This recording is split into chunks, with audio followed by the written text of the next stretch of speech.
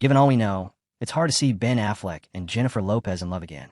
This week, I watched two programs, one which revealed the inevitable end of a marriage, and another that captured the magical beginning. One of them was all talk of love and confidence and a happy future, the other full of sarcasm and filth. But I wonder if you're able to guess which way around. Now I've asked the question, you certainly should be. The first was the greatest love story never told, a documentary made by Jennifer Lopez about her romantic reunion with Ben Affleck. Or at least, well, I'll start further back, in case you haven't been following this story over the decades.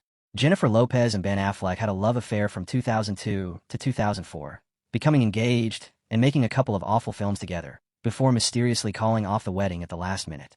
J.Lo went on to marry the singer Mark Anthony, actually her third husband, as she'd married two other chaps before she met Ben Affleck, and had twins, while Ben Affleck married the actress Jennifer Garner, and had 3 children, but both of those marriages hit the rocks, and in 2021 our heroes got back together, marrying in July 2022, 2 decades after their original betrothal.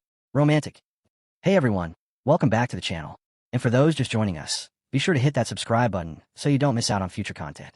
In 2024, Jennifer Lopez released her 9th studio album, This Is Me Now, all about their rekindled partnership, with themes of love and self-healing.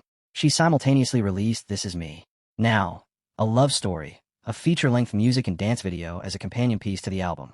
And she also released The Greatest Love Story Never Told, a fly-on-the-wall documentary about the making of This Is Me Now, a love story. It's a complicated triptych, isn't it? One has to salute the ambition of the punctuation marks alone. Anyway, I've been intending to watch The Greatest Love Story Never Told for ages. I love Ben and J.Lo. Unfortunately, it took me so long to get round to it. They're now divorced. One really does have to move fast with these people. It's a pretty difficult watch, knowing they're not together anymore. Nevertheless, I think it would actually have been more difficult if they still were. The more they kiss and murmur on camera, the more speeches she gives and receives about love, the more obviously they're heading for the rocks. One rumored reason behind their original breakup was that Jennifer had a greater enthusiasm for media attention than the more secretive Ben. So how does it look the second time around?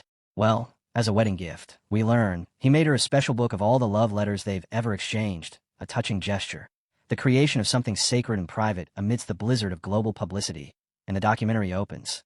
It opens with him discovering that she's taken this book to the recording studio in order to draw on it for the album, with all her collaborators and bystanders looming over it and thumbing through. And remember, this documentary is intended by Jennifer as a happy glimpse of newlywed life. It seems crazy to let this much light in on something as intimate as marriage. Even Meghan Markle uses a pretend kitchen.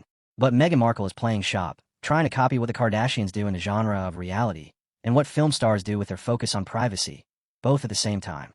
J.Lo isn't playing shop. Her entire soul compels her to share herself with the public, at the expense of every personal relationship in her life. Not to blame her unduly. Ben Affleck has a history of alcoholism, with many rehab stints and relapses under his belt. He doesn't look like a peach to marry either, and his previous wife seemed to have a pretty grueling time. I don't really fault J.Lo's choices. Her stardom is real. There is something glorious about her doomed attraction to the blistering light, something of Marilyn Monroe and Judy Garland. Always performance, above contentment. I'm trying to find a way to avoid using the words, no man can fill her hole, but I seem to have failed. The concluding lines of this film, over shots of Jennifer kissing and cuddling her new husband, are, when you take your last breath, you won't think about who did something wrong to you. You will think about those who loved you. It's supposed to be a happy ending. Instead, we can't help projecting into a different, lonelier future, picturing that moment and those thoughts for Jennifer Lopez and being rather moved.